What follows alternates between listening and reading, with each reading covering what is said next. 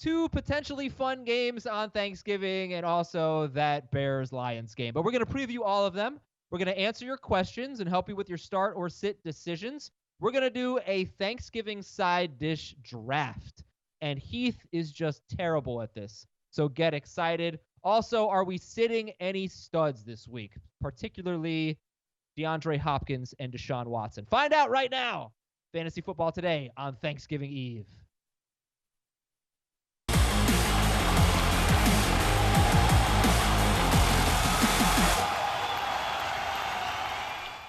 Well, they say the best part of Thanksgiving is the side dishes, right? We're going to talk about that today. We got a side dish draft coming up. That's what you came to hear about, right? It's week 13. It's time to get into the playoffs. You want to hear about side dishes? No, but in all seriousness, big show today. A lot of starters sit, previewing the 3 Thanksgiving games, answering your questions via email and Apple Podcasts, and saying hello to Heath Cummings and Ben Gretsch. And the best part about today, Heath is in some kind of mood. He must be really excited for tomorrow or maybe for the side dish draft. I don't know. But welcome, Heath. I think it's brave of you to be here doing this morning after the devastating loss suffered by your Blue Devils last night. But, yeah, I'm in a good mood. What Happy happened? Thanksgiving. My Blue Devil? I'm a Blue Devils fan. Well, you're a Yankees fan. I just assumed you were a Duke fan, too. I honestly had no. They lost last night? To Stephen F. Austin at home. Wow. Yes. Wow. Like Kentucky a few weeks ago lost to that team at home. Hey, what's up, Ben? Listen, I'm sorry to tell you that my soundboard is not working right now, so I don't have your intro music. That's fine. Okay, well, hello. Dude. Yeah. I believe that team that beat Kentucky was like Evansville, I think. The Purple Aces. Something like that. No, right. I'm excited for this side dish draft. You guys both have terrible food takes, so I expect that I'm going to build a really good side dish team. It's impossible. We're going to let people vote. It's impossible to build a really good side dish team because Adam violated virtually every concept of a side dish draft. Asked us for our suggestions, didn't take any of mine. I took Ben's. 7 of the 9 things are things that I'm not going to have on Thanksgiving as a side dish. 3 of the things are definitively not side dishes. They're desserts. Okay, it's 2 side dishes and dessert. We're going to vote on it. We're going to have the people vote on it during the show. All right, so Heath wanted to propose a new segment. Would you like to tell us about the segment that he's all about? He's producing the show today. The Heath is on for sure. Which studs are you sitting? Yeah, which studs are you sitting? He wants to do this every week. I wish he had thought of this in week 1. But Heath, which studs are you sitting this week? I think the most interesting stud to talk about this week is a format-specific stud or maybe a pair of studs, and it's Deshaun Watson and DeAndre Hopkins against the New England Patriots. And I'm not saying that I'm definitively sitting either of them. I don't feel comfortable doing that, but it is just a truly awful matchup. The Patriots have allowed 1 wide receiver all season to finish in the top 12 in a given week. They've allowed 1 quarterback. That was Golden Tate? Yes. They've allowed 1 quarterback all season to finish as a top 12 quarterback. That was Lamar Jackson. Wow. And it's been like DeAndre Hopkins has been awesome and is awesome, but isn't quite the same guy that he was the past 2 or 3 years. His targets are coming a little closer to the line of scrimmage, and he's not getting as many targets when Will Fuller is on the field. So I don't expect him to get 10 to 15 targets. I think you're probably looking at 8 or so, which is right around where he's been with Fuller. And like if his efficiency is down even a little bit, he's a touchdown-dependent wide receiver and non-PPR. So I guess the question is, we can talk about it. We'll preview that game tomorrow. But before that, you've got Kenny Golladay, Marvin Jones, Cole Beasley, Randall Cobb, Michael Gallup, maybe even Amari Cooper if people are a little nervous about him, which would be understandable going up against Buffalo at home. You got a lot of wide receivers. Allen Robinson would be in the mix, and obviously Michael Thomas is going to be ahead of him. Julio Jones, if he plays, will be ahead of him. But then there's Calvin Ridley. How many of the Thanksgiving wide receivers are you starting over DeAndre Hopkins? How many of the Thanksgiving quarterbacks are you starting over Deshaun Watson? I'm gonna. Big question. Yeah, I wasn't prepared for that. Like Thanksgiving quarterbacks, I'd rather start Dak against Buffalo than Watson against the Patriots. Would you start Josh Allen? Would you start? I would not start Josh Allen. Over him. Okay. How about Ben? You get in on this too. How about Matt Ryan, who has great history at home against the Falcons, against the Saints? I think you play Ryan. I Yeah. mean, the one thing we know about Atlanta is they're just going to throw in every single game. So I think you take that volume. I would start the Cowboys wide receivers over DeAndre Hopkins. I would start Allen Robinson, and these are all non-PPR. In PPR, I think he's still going to catch 6 passes like he does every single week, and you probably just start him and hope he scores a touchdown and has a big week. In non-PPR, I think there's a better chance that Robinson scores a touchdown for sure. I think there's a better chance Robinson gets 100 yards than DeAndre Hopkins. So I'd start Robinson. I guess I'm just like, the Cowboys guys are facing the Bills, and they give the second fewest fantasy points to wide receivers. So, is it really a better situation? I don't think it's the same thing. Like, they have still allowed a couple of receivers to have good games, and the Bills, like, we make fun of the Patriots for their schedule. The Bills have not yet faced a quarterback that is top 12 this season in fantasy points. Yeah, well, that's true. The best one they face probably Tom Brady. This will be the toughest challenge for Buffalo for sure. And probably for Buffalo, it obviously comes down to Tre'Davious White, who's their star cornerback. He's going to be on Amari Cooper a lot. Cooper's a lot better at home. That's a tough one that I've been struggling with, but I'm going to be willing to play Cooper at home, even in the tough matchup. He tends to get there at home. Oh, yeah. In fact, let's look at some history lessons, some Thanksgiving history, some matchup history, some home road history. Amari Cooper is in there, but I'll give you a stat, and you guys tell me what it means to you. Drew Brees on the road on Thursday night. His last 3 seasons now, this is 4 in a row, he's been on the road on Thursday night, and in those games he has scored 19, 20, and 9 fantasy points in 6-point per passing touchdown leagues. But Heath, that's not very good for Drew Brees, his Thursday night road history, recently anyway. All 3 of you have him as a top 5 quarterback against the Falcons. Yeah, I think the Falcons defense still not particularly good. It's better than it was early in the year, but it's really not. It's pretty dreadful. And I'd wonder how many of those Thursday night road games for Breeze were outdoors, because I think the outdoors thing may be a bigger thing than the at-home thing. One of them was at Atlanta. I remember that. Okay. And I think last year was at Dallas. Oh, no, I think last year he played at Dallas the week after Thanksgiving. I'm not sure. Yeah, I expect this to be a high-scoring game. Okay. You cool, Ben? You cool with Drew Brees this week? Big game for him? Yeah, definitely. I agree with Heath. I mean, you're in a dome environment. It should be a good one for Brees. I think this is going to be a pretty high-scoring game. So I'm definitely on Brees. Oh, look at that lower third. History lessons with Adam Azer. I always wanted to teach something. So here we go. History lesson number 2. By the way, if you want to see the show, youtube.com/fantasyfootball today. History lesson number 2, Matt Ryan. Fantasy points in 6-point per passing touchdown leagues in his last 5 home games against the Saints. 36, 24, 37, 8, terrible, and 49. So 4 very good games, 3 of them amazing, and 1 bad game. But he threw for 331 or more yards in 4 of those 5 games. He's got a banged-up Julio Jones on a short week. And Dave and Jamie, I think, are kind of low on Matt Ryan. I think they have him around 13th. But Heath, you've got him, I think, 9th, Matt Ryan. 9th. Yeah, I'm pretty much just starting him. I mean, I'd rather start Jameis. I would rather start Dak still, but I'm pretty much just starting Ryan. It was a terrible, no good, very bad performance last week that we all paid for. But I'm going right back to him. And again, what I think will be a high-scoring game. Okay, actually, I was wrong. Dave and Jamie have Matt Ryan 17th and 16th. Oof. History lesson number 3, Julio Jones, he has been great against the Saints, 93 or more yards in all but 2 of his last 11 games. But, of course, only 1 touchdown in those 11 games. So, Ben, are you cool starting Julio Jones with a banged-up shoulder if he plays? Yeah, absolutely. I mean, we don't know about Marshawn Lattimore. That would probably make the matchup a little worse. But I'm going to play him regardless. I think this game environment's going to be high-scoring. You know, I saw a really interesting stat this week that all the top 5 receivers in the NFL play in the NFC South. And that in terms of receiving yardage, you have DJ Moore at 5th right now, both the Bucs receivers, Julio Jones and Michael Thomas. Last week, we had 2 NFC South matchups. I know that Bucs-Atlanta game shot out a little bit. The Carolina-New Orleans game had some scoring.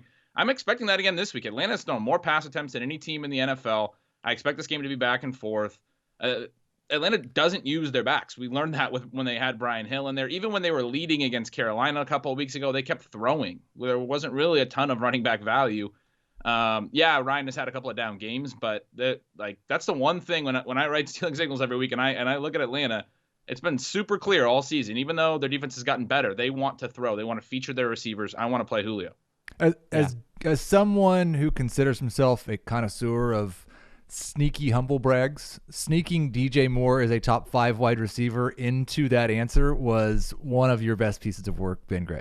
I mean, anytime I get a chance to talk about DJ Moore. Yeah, that's your guy for sure. More history. Ezekiel Elliott has played twice on Thanksgiving. He scored 23 and 20 fantasy points in non-PPR in those 2 games. So, he likes the spotlight. He'll jump into the little bell and do his celebration. Amari Cooper at home. Ben mentioned this. 134.6 yards per game at home this year, 5 touchdowns. 35.5 yards per game on the road this year, 2 touchdowns. It's a bit of a deceiving stat. He left one game with an injury. He was dealing with injury in another of those road games, but he's been so much better at home. And last year he caught 6 touchdowns in the regular season with Dallas, all of them at home, though he did score on the road in the playoffs. All right, one more or maybe 2 more history lessons here. Heath, I need you to learn this lesson. This one you really need to learn.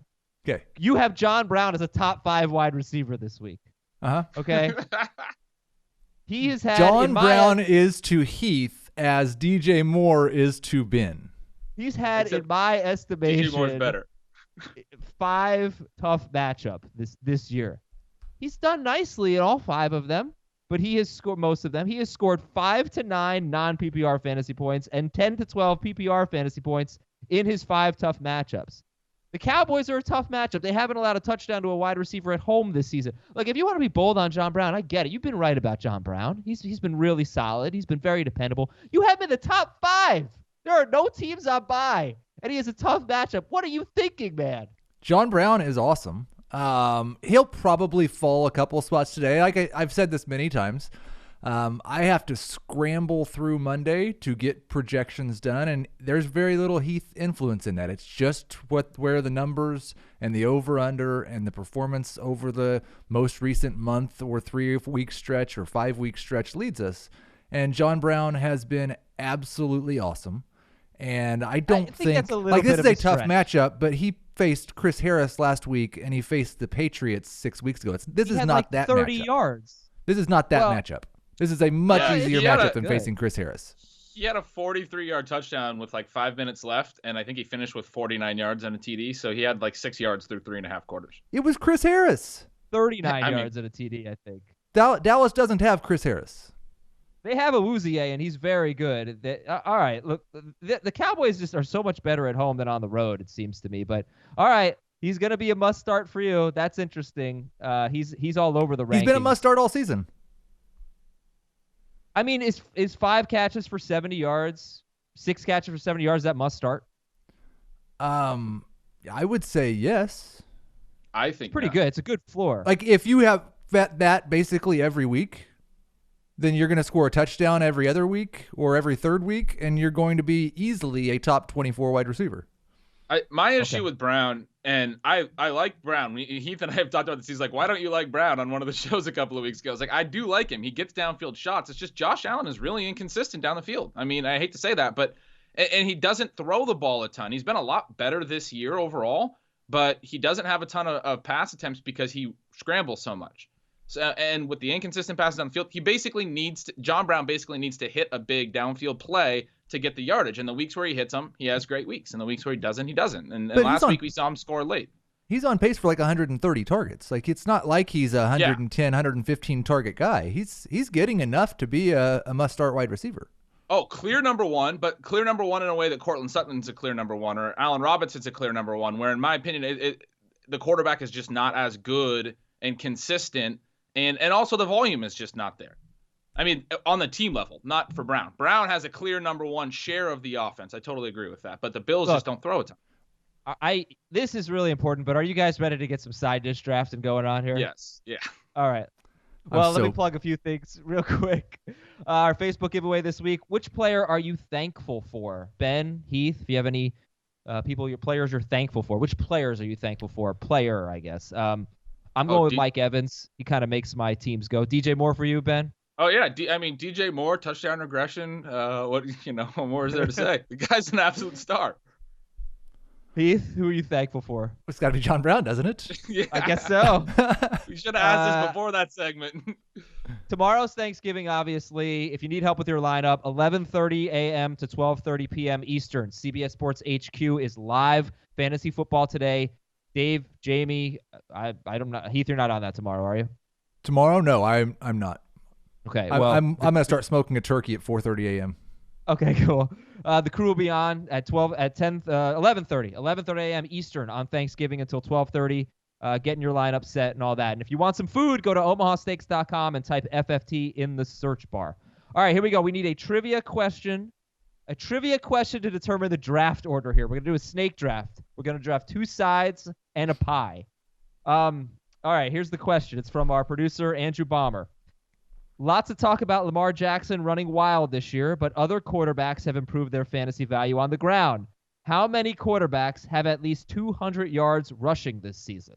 7. Now, we all get to guess, and whoever's closest can pick the draft order. 7. 7. I will say 8. Ben, you can also say 7 or 8. I was going to go high, but I'll say 6, I guess. What the? Okay.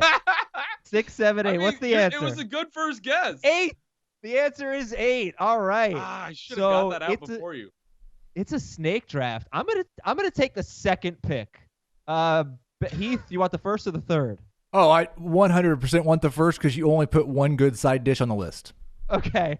You have the first pick. You're on the clock. Mashed potatoes and gravy, thank you. Okay, that's Heath gets mashed potatoes. I'm going to take mac and cheese. Mac and cheese. Oh, wait a second. I got to say what's on the clock. I'm sorry. Mac and cheese or what's on the draft board? Yeah, I got to say what's available, right? We all know what's available. We've all been to Thanksgiving. We'll just choose things we like from Thanksgiving. Absolutely not. There's a draft board. Side dishes. Mac and cheese, mashed potato. You know what? I think I'm okay with that, actually, right? Why do we need a list? Be able to choose your own. Okay. Yes, just pick what you want to eat. Mashed potatoes for Heath, mac and cheese for me. Ben, you're on the clock for 2. You guys left the number 1 overall pick for third, so I'm really glad I had the third pick. It's stuffing. Stuffing is the number 1 side dish on Thanksgiving.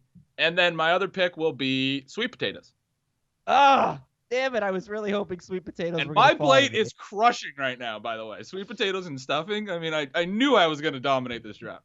I'm going to take green bean casserole. Love green bean casserole. Green bean casserole to go with my mac and cheese. Heath, you're on the clock. With 2 picks, you get It's 3 is this a 3-round draft? Yeah, side dish and a pie. Okay. I will go with bacon braised collard greens. Oh, okay. And Founder's Canadian breakfast stout. No, you get a pie. You get apple pie, those are my 2 choices. Pie. Thank Heath, you. For God's sake, he can't follow the rules. Pie I'll have mashed potatoes and gravy, bacon braised collard greens, and Founder's Canadian breakfast stout. Thank you. Yesterday, may I have another?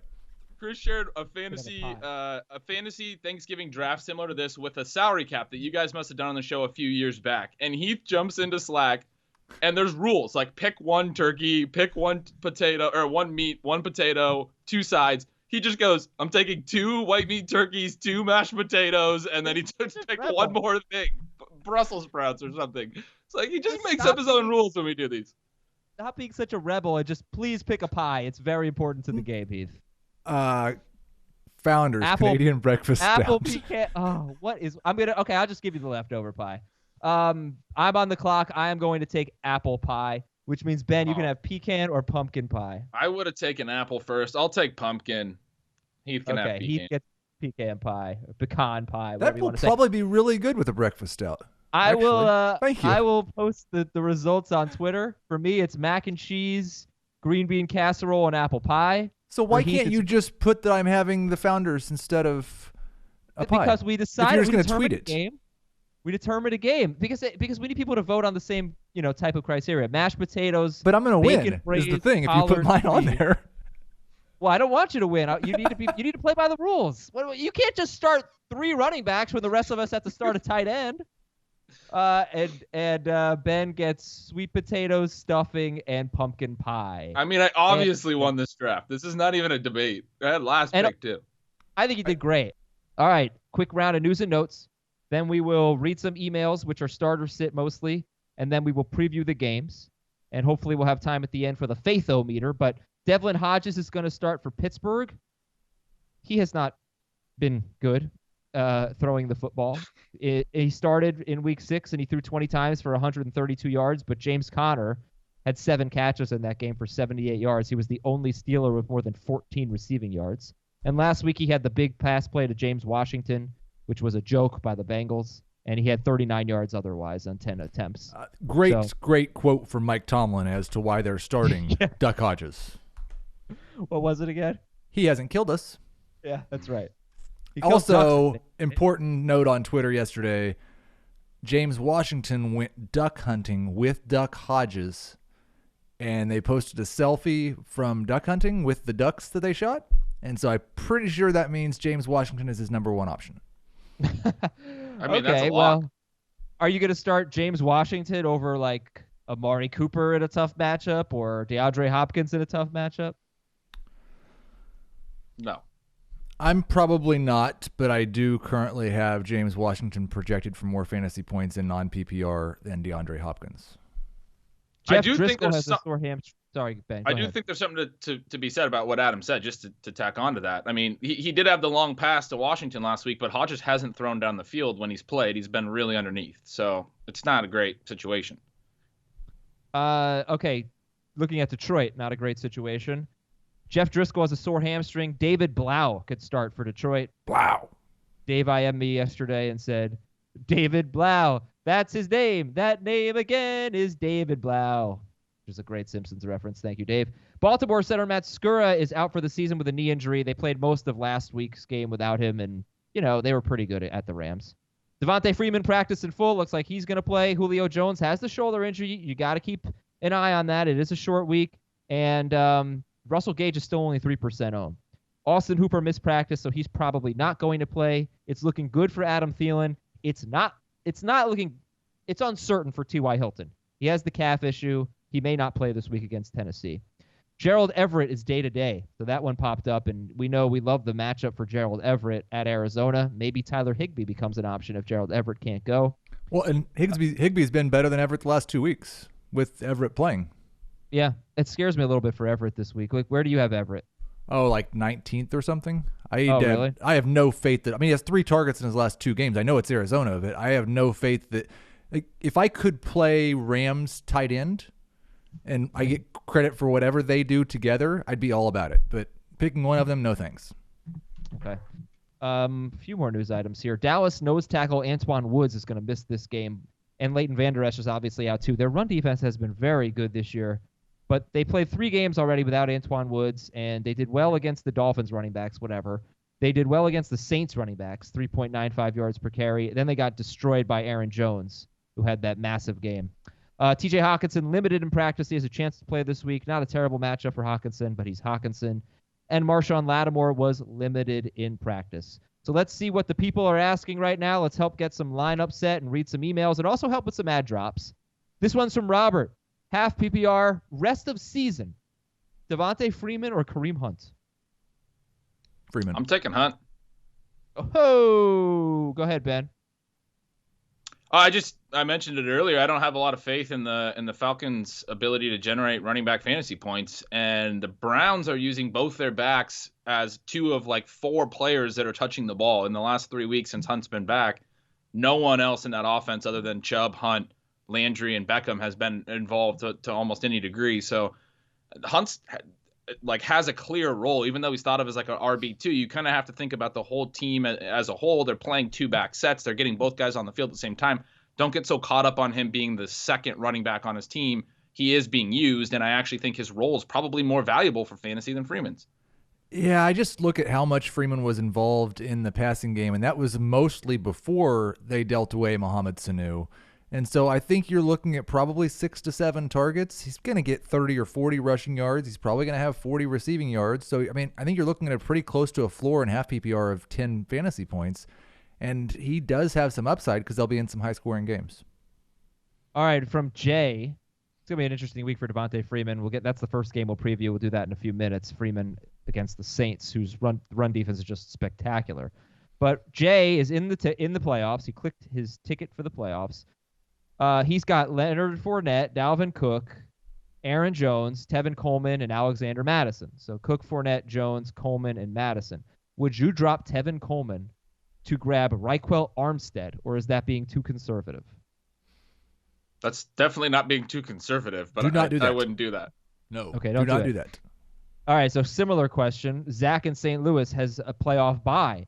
He has Zeke, Cook, and Fournette. He has Pollard.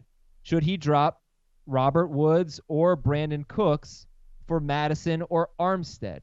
And he's not great at receiver. He has Ridley, Juju, and Gallup. Whew. Man, it's so important to get Madison if you own Cook. Yeah, I wouldn't do it for Armstead for sure. Dude, drop Juju. I don't want to drop Juju. I would probably be more likely right now to drop Brandon Cooks than I would Juju. I would drop Cook, I think. They just can't protect Goff long enough for Cooks to get behind the defense, and when they do, Goff's missing the throws. So I'd probably drop Cooks for Madison because I do think Madison is one of the most important bench players to own.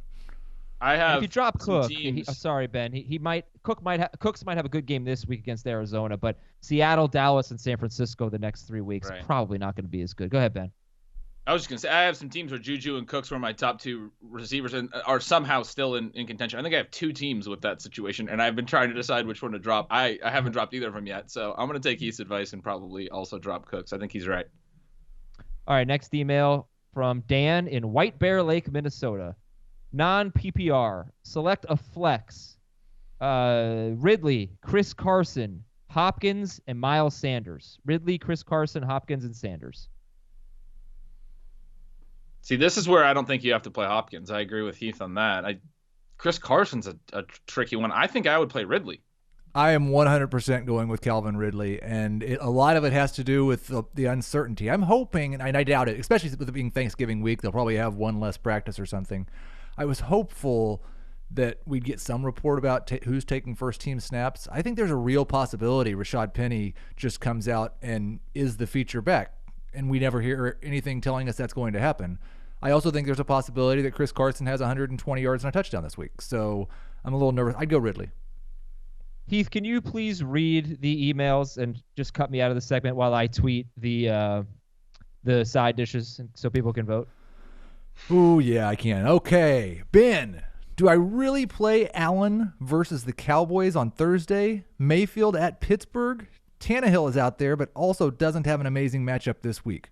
Which guy would I drop if I did pick up someone like Tannehill? First off, Allen, Mayfield, or Tannehill this week. Who do you like the most? I think I'll take Allen. I really like that game environment. I think the Cowboys are going to get out ahead, and Allen's going to have to make plays, and he typically does a pretty decent job of that. So I think they're going to be in a position where he's going to have to make some plays with his legs and his arm. I think, I don't really I don't know that I trust Mayfield enough to play him at Pitt, and what's going to probably be a slow game. And I don't really trust Ryan Tannehill either quite yet. I agree with you. This is where Allen's schedule turns really bad, but I'm starting him for one more week, and then I'm making plans for the fantasy playoffs because it gets even worse after this week. From Nico, half PPR, 4-point passing touchdown league. Dak Prescott versus Sam Darnold. Yeah, it's Dak for me pretty easily. So Dak last week had a season low. We talk about air yards, and it's how far down the field people throw. So if you look at the quarterback, you can say for all of his pass attempts, how vertical were his pass attempts? How far was he throwing the ball down the field? That's a stat that Dak has been really high in all year. He's had some of the highest single games where he's been throwing the ball down the field. It's been great for Amari. It's been great for Michael Gallup. Last week in a total weather game was a season low, and we should expect that in a weather game. Back home against the Bills, I know the Bills are a tough defense. I do expect that they will send the ball down the field a lot more. He has a lot of upside for high passing yardage because of that. Okay, we're going to set this guy's lineup for him. We're going to start with his running back. One running back out of James Conner, Jalen Samuels, David Montgomery, Kenyon Drake, and Jamal Williams. I'm going to play Drake. I really like Drake got used so heavily last week. I really like his situation in that offense. Now, all the reasons I like David Johnson all year, it's basically Kenyon Drake that's going to be playing that in the stretch run. Yeah, the only thing that makes me nervous about him is Chase Edmonds coming back and whether he gets, or coming off the bye, and do they try to see if David Johnson has anything left at all for a couple of series. But I agree with you. Drake's the guy I have ranked the highest. Pick one between Kenny Golladay and Keenan Allen. Full PPR. Keenan Allen. Yep, Keenan Allen for me. So now we've got to pick his flex. James Conner, Jalen Samuels, David Montgomery, Jamal Williams, or Kenny Golladay. If Connor's back, I'm probably going Connor, but I'm not sure on what his health status is. So I wouldn't play Montgomery. I would wait till closer to Sunday, and I would make a decision on James Conner, or if he wasn't, or I wouldn't play Montgomery or Golladay. I'm fine sitting both of them. And then if Connor wasn't available Sunday, I'd have to go another way. Yeah, I think you go Jamal Williams. I feel pretty good about in full PPR as a top 20 running back. He's just taken over entirely the passing game role for the Packers. He has 13 catches since Devontae Adams came back. Aaron Jones has 1. So I think Williams will be just fine. I think you can start both Packers running backs. They said they were going to get Aaron Jones more involved, though, right? Said we have to get Aaron Jones more touches. Yeah, I'm back, by the way. They can try to, but Jamal Williams has been just as good as him. No, that's not true. By the way, it took me a while to figure out. Well, okay, he hasn't scored the touchdowns. He's not been as good in fantasy. He's not as good. So it took me a while to figure out how to spell the word braise, but I am back now. Go ahead to the next email, unless we're done. We're not done. I got a team name Tuesday on a Wednesday. Oh, yeah, it's a good one. Mouth Breida. Mouth Breida's good. Okay, this email, thank you for Jack for that one. From Joe in Brooklyn. 5th and 6th place are both 6 and 6 and playing each other this week. Is it okay for both of them to bench all of their players, preserve a tie, and qualify for the playoffs? That is the definition of collusion, and you should kick them out of the league. Absolutely agree. Which one would you bench in half PPR? From Adam. Tevin Coleman at Baltimore, Robert Woods at Arizona, John Brown at Dallas, or Christian Kirk against the Rams? Either Robert Coleman Woods. or Kirk. Hey, right. You're benching Woods against Arizona? Yeah, that's tough. Wow, I'm surprised to hear that. But I mean, it could be him. I'm not probably going to bench Brown, or I might bench John Brown, but we know he's not going to. You're going to bench John Brown for Christian Kirk and Robert Woods? Christian Kirk against Jalen Ramsey potentially here. Christian Kirk could have Jalen Ramsey. Yeah. That's a good point. That is a good point. Yeah, Tevin Coleman's got Baltimore. All right, bench Kirk. All right. This is a really tough one. All right, we're benching Kirk. Sal from Scranton. Deshaun Watson, Tannehill, or Sam Darnold? Deshaun. Yeah, I'd play Deshaun in that too. PPR league, Ronald Jones or John Brown? Ronald Jones. Come on, this is easy. It's John Brown. Dude, Ronald Jones Jaguars might have 3 carries. Like, we don't ever know what Ronald Jones' workload is going to be in a given week. Yeah, I'm just kidding. I would play Brown. For Mr. Holbear, Lamar Jackson or Patrick Mahomes this week? What? Why do you still have both these guys on your roster? You've done a really bad job. But I would go Mahomes in 6 point per passing, Lamar Jackson in 4. And finally, Carson Wentz or Drew Brees? And is Tyler Boyd a legitimate number 2 receiver now with Andy Dalton coming back? Brees and yes. Yep. Certainly in PPR, yeah. All right, guys, we're going to preview the games, but do you ever feel like ticketing websites make getting to the event difficult on purpose? It's like they just don't care about customer experience. They go out of their way to make it hard for you to get to the game, but not SeatGeek. In an industry that tends to stagnate, SeatGeek decided to stand out from the crowd. They built the fastest way to find tickets. You can stop searching for the perfect seat and start enjoying it. And you can take it from me. You know me. I tell you all the time. I use SeatGeek basically anytime I need to go to an event. In fact, I just coordinated with my friends yesterday. We're going to a basketball game on December 17th. 9:30 p.m. basketball game. Gosh, I'm going to be a little off on Wednesday, December 18th, just so you know. It's going to be a messy show. But I'm going to use SeatGeek. Yeah, I've already looked at the tickets, and just the prices are just always better on SeatGeek. So SeatGeek it is. They have over 50,000 5-star reviews, and the process is just better. They pull in millions of tickets from all over the web. They rate each deal on a scale of 1 to 10. They display the tickets on a seat map. You can easily see which seats you should be buying, and every purchase is fully guaranteed. And I truly believe in this product. I've recommended it to so many people. I use it myself, and you need to use it too. And you can save $10 on your first purchase if you use the SeatGeek app and the promo code FFT for $10 off your first purchase. The promo code is FFT. Download the SeatGeek app, and again, the promo code FFT for $10 off your first purchase. Adam, how much time did you spend trying to figure out how to spell braised? Did I spell it wrong? You should have taken like a minute or two of that time and figured out how to spell colored. Oh, crap. How do you spell that? Take the E out. Oh, well, how do you spell like a collared shirt? I think the way you did. I don't think they're the same thing. There's no shirts in colored greens. Okay. It's there's no collars on greens. By the way, 6 votes in, and everybody has 2. 159 votes in. Let's get an update. Team B for Ben has 40% of the vote. My side dishes have 36%. Heath has 24%. All right, we got a good contest here. We could have a good one. Yeah, I mean, Adam, you did a pretty solid job. I figured you'd come in second. Apple pie also is definitely the nuts pie. I'll give you that. I won if you'd have just put my actual meal there. Like, I'm not going to eat any pie. I am going to drink stouts for dessert, and you are discriminating against me because of my dessert choices. You should have taken apple pie. You'd probably be winning right now. Although collard greens is not as like stuffing, mashed potatoes. It's kind of, I think it's further down on the list for most people. I just have to say. Well, it's because most people haven't had bacon braised collard greens.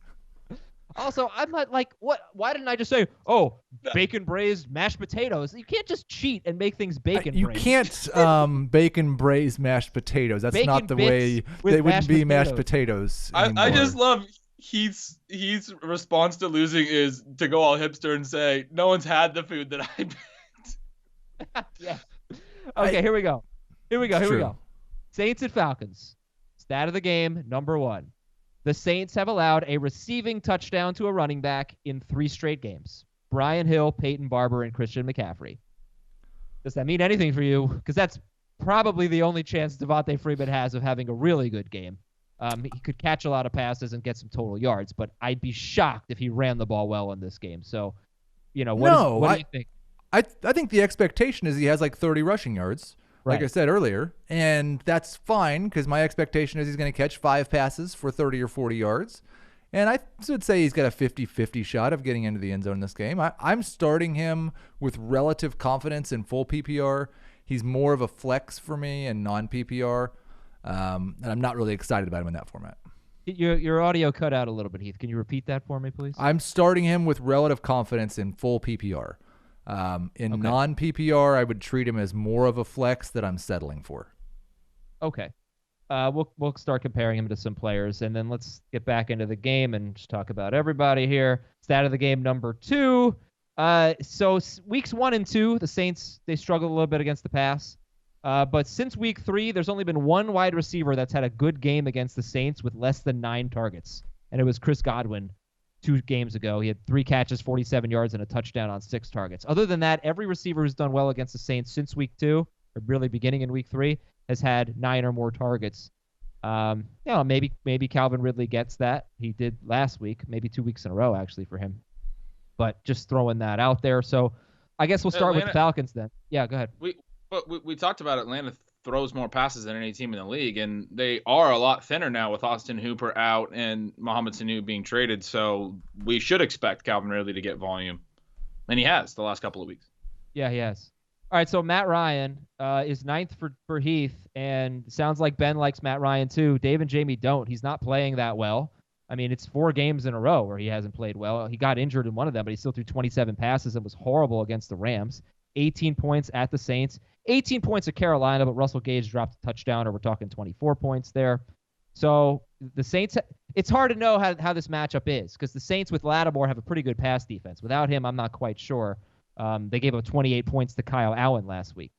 So we'll stick with, look, Heath and Ben are on the show today, so we're saying Matt Ryan is a start, and Heath has him 1 spot ahead of Deshaun Watson, behind Jameis, behind Carson Wentz, who's got Miami, but ahead of Watson, Kyler Murray, Nick Foles, Josh Allen.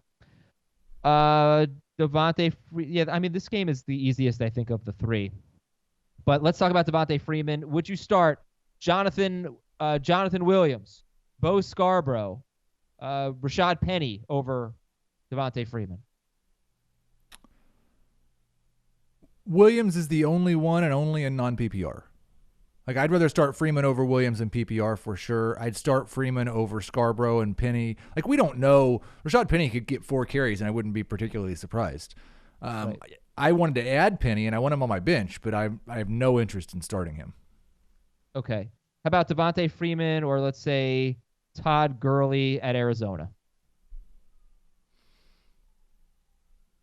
I might play Gurley. I'd go Gurley in non-PPR and Freeman in PPR. Like, I think he is one of the biggest splits in terms of his value in the 2 formats this week. Okay. So Julio Jones, is Calvin really a must start? Obviously, Julio Jones, you're going to start him if he plays. Calvin really a must start? Top 12 receiver for me. Yeah. Okay. Ben, Drew Brees, top 5. We like him. Kamara and Latavius Murray. How do you see that going?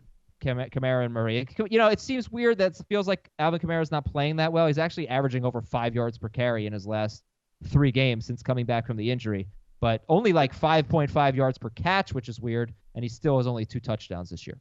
It's the touchdowns, right? And last week Murray scored, but Murray scored from like 24, 26 yards out on a run that broke open. They didn't get any neither of the backs got any touches in the green zone last week.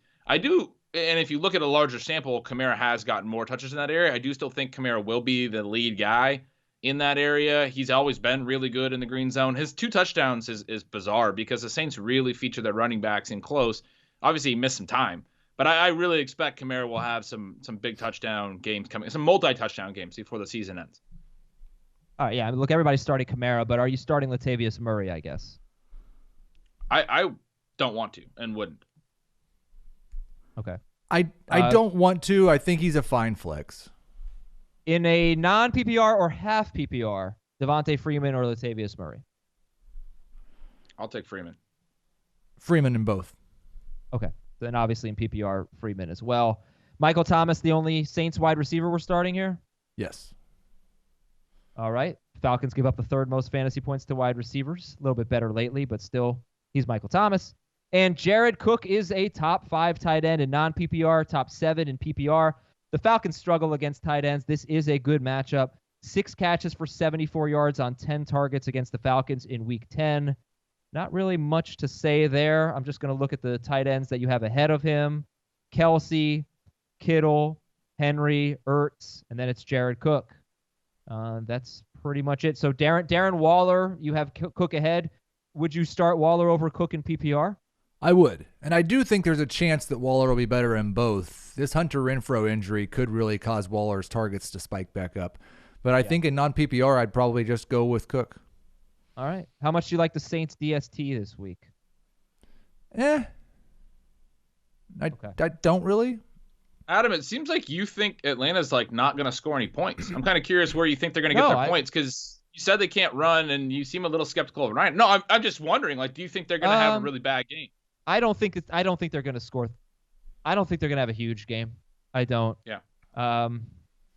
Yeah. If Marshawn Lattimore were playing, I think that it might be really, really tough. And he might play. He was limited in practice. But if he doesn't play, I think they should score in the 21 to 24 point range. But I don't think we're going to get like 35 to 30 or anything like that. How do you think those points come, though? Because you said Freeman has almost no shot to score rushing TDs. So we should expect a couple passing TDs from Matt Ryan, probably. Yeah. I like Ryan. I like him. I think, 250 and 2, something like that. And, hopefully Ridley gets one and hopefully Julio gets one, although Julio hasn't scored since week 3. Buffalo is at Dallas, and we're going to take a quick break for a word from our sponsors, and we'll come back and talk about the Bills and the Cowboys.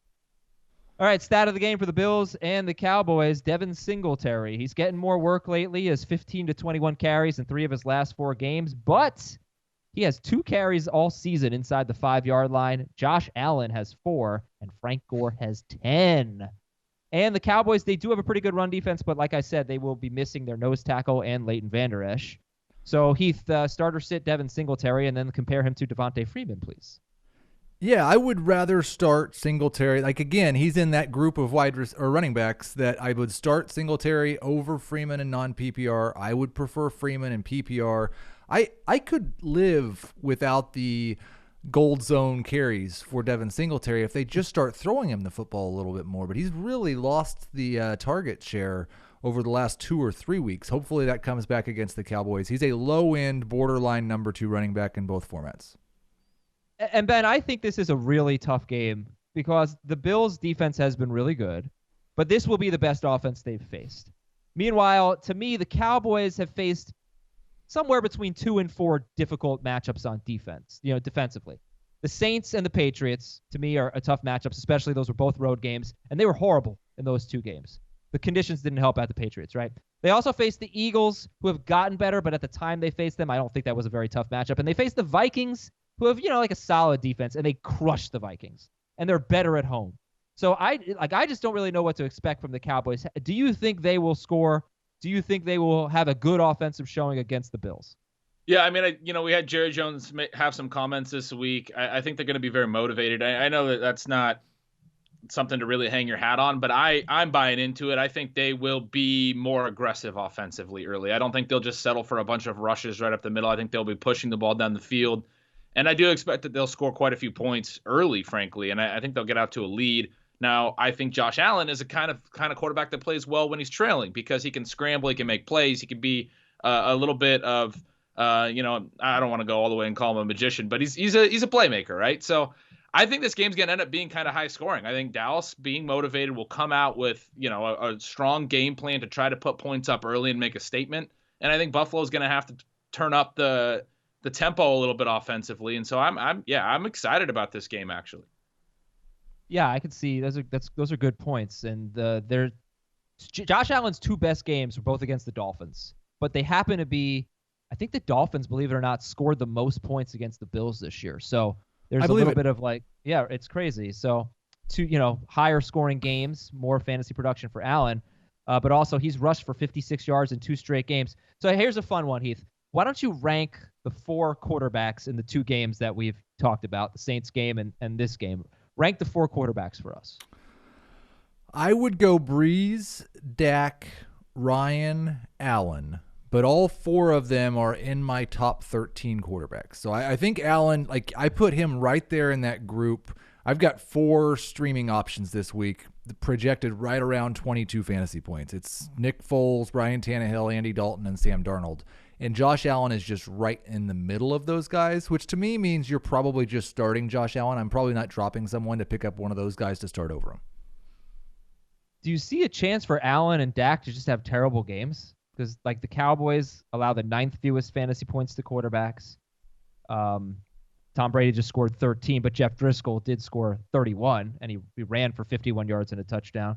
And then for Dak, the Bills, they've been outstanding against quarterbacks. They just haven't played anybody that's any good.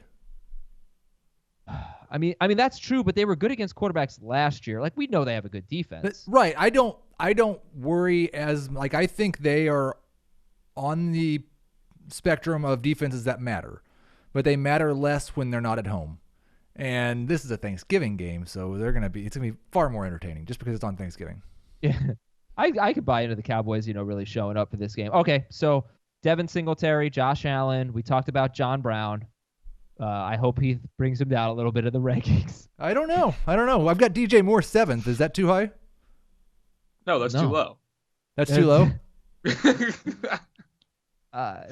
Well, but just want to give another stat on Singletary. The last 4 weeks, well, forget it, because the Cowboys are a little banged up on the defensive line. So Singletary, decent starter.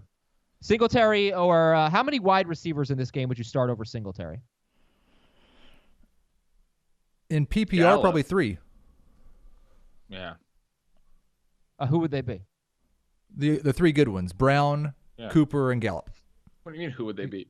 Well, excuse me. Randall Cobb has 2 straight 100-yard games. Nope. Well, he did have 2 straight 100-yard games, and then he had an 86-yard game last week. Oh, okay. Sorry, 3 straight 86-yard games. Did he have the most yards of any receiver against the Patriots, or did Golden Tate have more? But for the Cowboys, he had more than Cooper and Gallup. I thought you were talking about just in the Cowboys game. I would start Singletary over Cobb. So Amari Cooper and Michael Gallup are must starts too? No. Cooper's close to a must start. But like I would still start John Brown, DJ Moore, Devontae Parker over him, so I have a hard time calling him a must start. I would call Gallup more of a high-end number 3. Okay. Yeah, wide receivers against the Bills. Devontae Parker had good games twice. Jarvis Landry had a good game. Auden Tate, Jamison Crowder had 14 catches for 99 yards. Who struggled against the Bills? The Patriots wide receivers were terrible. Alshon was terrible. McLaurin was bad. Beckham was bad. Sutton was bad. So those are elite outside number 1 receivers that have struggled because they've all gotten Tre'Davious White, and you named a lot of slot receivers that have been productive. And I do agree, but I still think you bank on, especially if this game environment becomes a little bit back and forth, you bank on Amari at home because he's been so much better at home. That's where I'm at. And I like Gallup. He won't get Tre'Davious White, so I actually like him quite a bit. But Randall Cobb, well, here's a cool stat on Randall Cobb. He's had 7 to 8 targets in 4 straight games. I looked at every wide receiver who's had 7 to 8 targets against the Bills. It has not gone well. There have been 5 of them, and 4 of them were terrible. Preston Williams had 6 catches for 82 yards. Doesn't always mean anything, but it's interesting. That's not a good range of targets for receivers against the Bills. Ben, would you actually start Gallup over Cooper? I mean, I'm close. Like I kind of am a little bit in that range. His usage when he's been healthy this year has been really good and comparable to Cooper, and I like his matchup so much more this week that I don't think it's out of the question. Would you start, let's say, Todd Gurley or Jonathan Williams, 2 running backs who one has a really good matchup? Williams is going to get a lot of work. Would you start them over Amari Cooper or Michael Gallup? Probably not. The thing with Cooper that we know is that his upside is massive, right? He can break these big plays. He did it on Thanksgiving a couple years ago where he was like held down pretty much for like 3 quarters, and I think he had 2 long touchdowns in the 4th quarter. I think the game maybe went to overtime. I can't remember the exact details, but ends up with like a 35, 40-point game.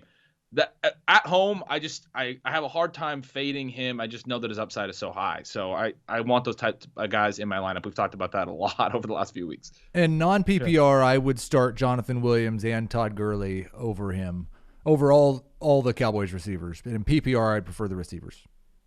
Okay. Okay then. Let's this game's pretty much done. Start Ezekiel Elliott. Dak Prescott's 11th for Jamie, 8th for Dave, and 5th for Heath. He's still 5th for you? I did that yesterday, so might have changed. 5th for you. Okay. I like the Cobb call, just to chime in on that. And I like you were kind of noting, and you named all the players that have done well against Buffalo. They've been slot receivers. I like the Cobb call too. I think if people are really thin at receiver, I think that's a pretty good sneaky flex play. Who's a better sneaky flex play, Randall Cobb or Russell Gage? Cobb. I think I'll take Cobb. All right, can we preview Chicago-Detroit in 3 minutes before we have to shift over to our audio studio? Easily. Okay. Yeah. Well, it was like a 38 over-under. Who do you like in this game? There is not a must-start player in this game. There are several that you can start and be fine. What about Allen Robinson? Allen Robinson is the best player in this game to start, and I think he's a low-end number 2, but there are plenty of guys that were available on the waiver wire or drafted after Allen Robinson that I would start over him, so I wouldn't call him must start. I do prefer him to Kenny Golladay. I mean, if David Blau starts at quarterback for the Lions, then I think you have to get away from all the Lions. You can't really even consider them. This is a guy who was behind Jeff Driscoll on the depth chart. Yeah, I think the only guy you could consider would be Scarborough. He'll probably get 25 carries, and they'll just run. And the Bears have been, struggling as a run defense, but they'll stack the line. Now, let me say something, because I thought so too. The Bears actually, without Akeem Hicks, in either the games he missed or the game in which he got injured, they're giving up 3.73 yards per carry to running backs. But they've given up 10 rushing touchdowns in 8 games. See, that's one of those situations where I probably care more about the yards per carry than I do the fantasy points allowed. Same here. So they really haven't been that bad against running backs. I thought, it's a good matchup. I'm not sure that it is. And I'm not sure it's a good matchup for anyone except for Tariq Cohen in terms of running backs, because the Lions defense, they're not that bad against the run either, even though they give up, I think, the 3rd most fantasy points to running backs. The yards per carry, they're not so bad. They give up receptions. They give up touchdowns. And Tariq Cohen actually did catch a touchdown in the first meeting just a few weeks ago.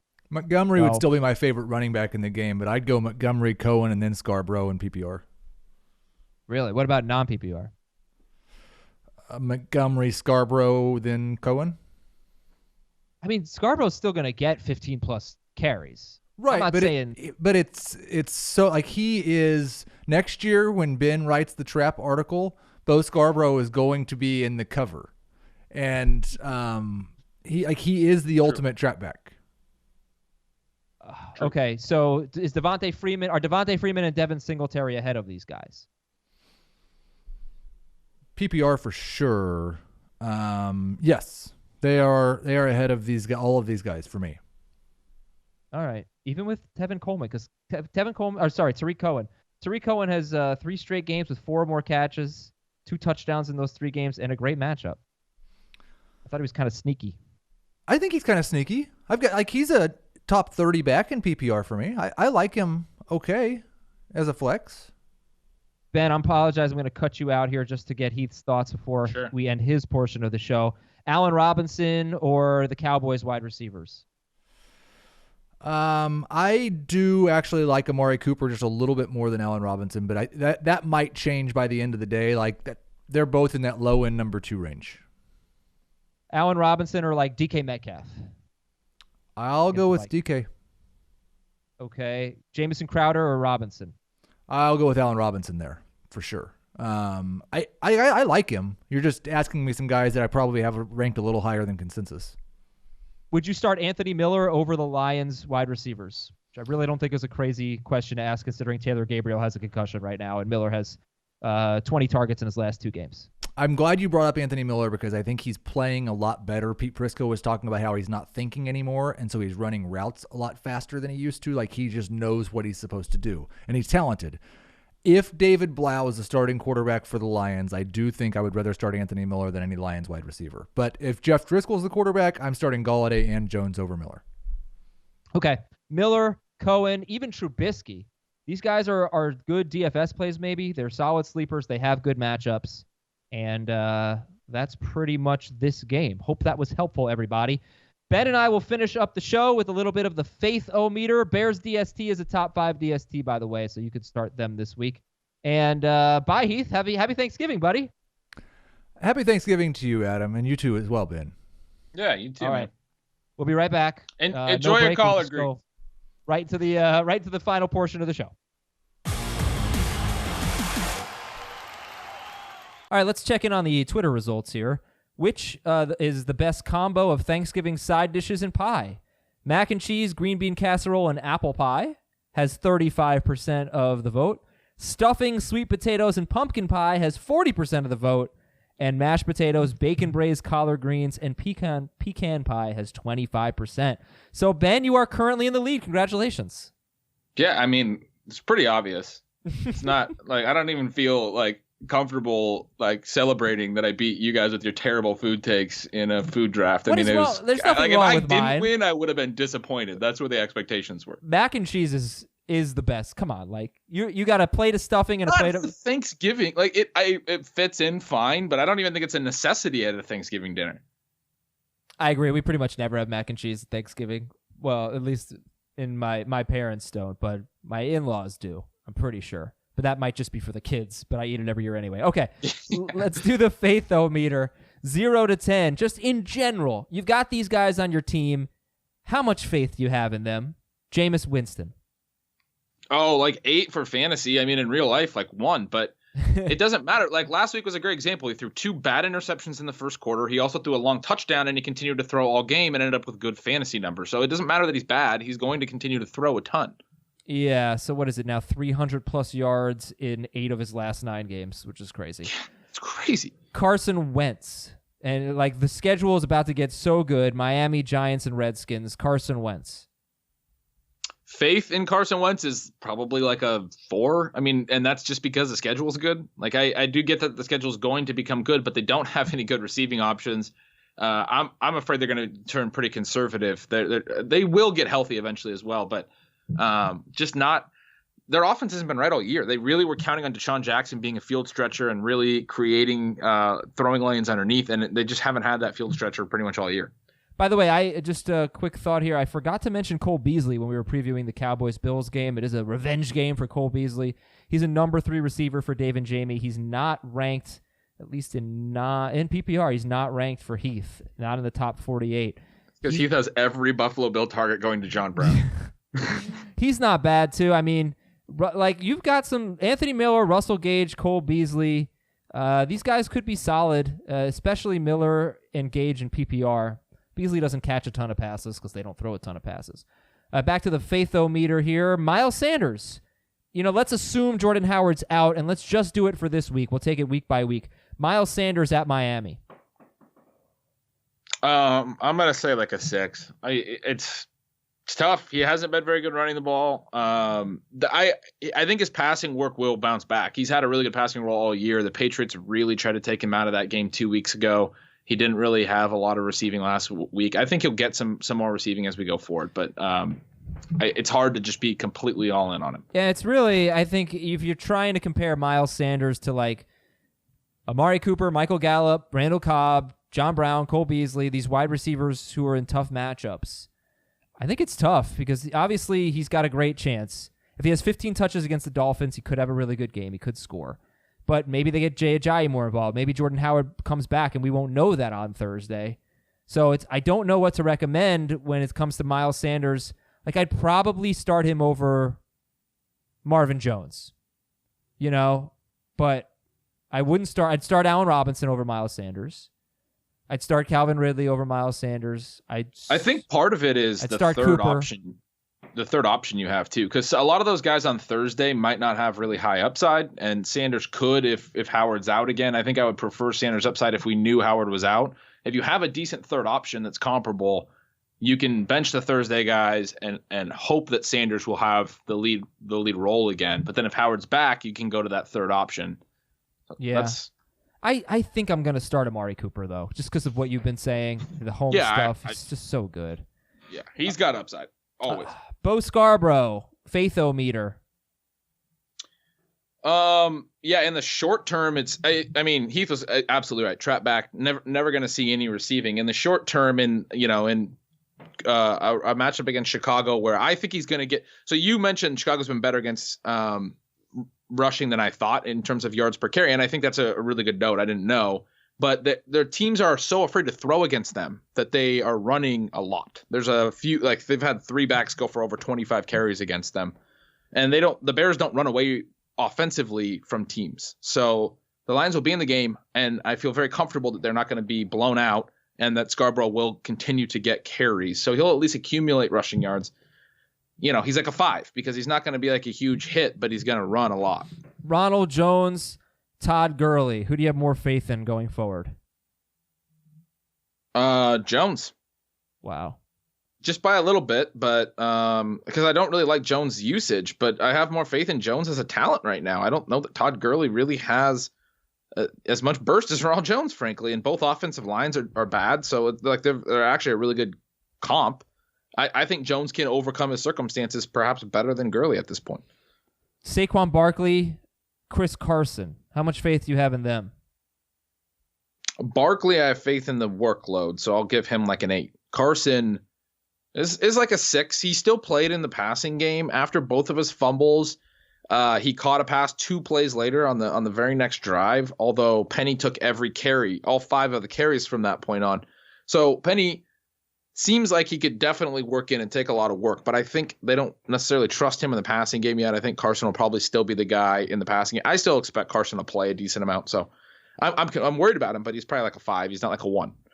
Last 3 games for Barkley have been pretty ugly. He's faced the Cowboys, the Jets, and the Bears, and all 3 of those teams are pretty good against the run, if not great against the run. And the Packers this week are terrible against the run. They give up 5 yards per carry to running backs and the 3rd most fantasy points. So I think this will be a pretty telling week for Saquon Barkley. And finally, I will ask you, Jamison Crowder and Courtland Sutton, Robert Woods, Marquise Brown.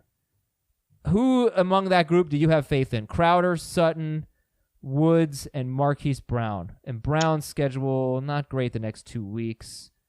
Wood, yeah, whatever. Anyway, Crowder, Sutton, Woods, Brown. Yeah, I mean, Brown is like an 8. This offense is great. He's their number 1 receiver. They obviously use the tight ends a lot too. Yeah, but he's got 3 straight games with four straight games with 4 or 5 targets. Jalen Ramsey would shut him down last week. You just were No, saying that about. he didn't see Jalen Ramsey that much, I don't think. I mean, I was trying to track that. But that's the point. Their offense makes it difficult. Yeah, but he gets 5 targets. He has had less than 50 yards in 6 of 9 games. Like, even in this game, he had 42 yards. Oh, he actually had 7 targets in this game, but usually it's 4 targets. Yeah, but this is a different type of offense, right? But Like, they're a run-heavy offense, but they can score a ton of points. Like, his profile isn't going to be a high target guy. It's going to be an explosive downfield play guy and a high touchdown rate guy because they're scoring so much. Well, a little unreliable, I think. Okay, yeah, that's probably true. And Robert Woods, I have faith in. Cortland Sutton, I have way more faith in his talent than in his fantasy production. I'm going to sit him in quite a few leagues this week. Just because we don't know his quarterback situation. I'm hoping Drew Lock comes back and helps Sutton. But right now, Brandon Allen completed 10 passes last week. It's just not great for receiving work there. Jamison Crowder is, right in the middle of the faith o-meter, right at 5. Okay. All right, Ben, thank you very much. Everybody have a great Thanksgiving. We'll talk to you with another Thanksgiving episode tomorrow, an actual Thanksgiving. But if you're out of town, if you're traveling, have a great trip. We'll talk to you whenever you're back. And bye.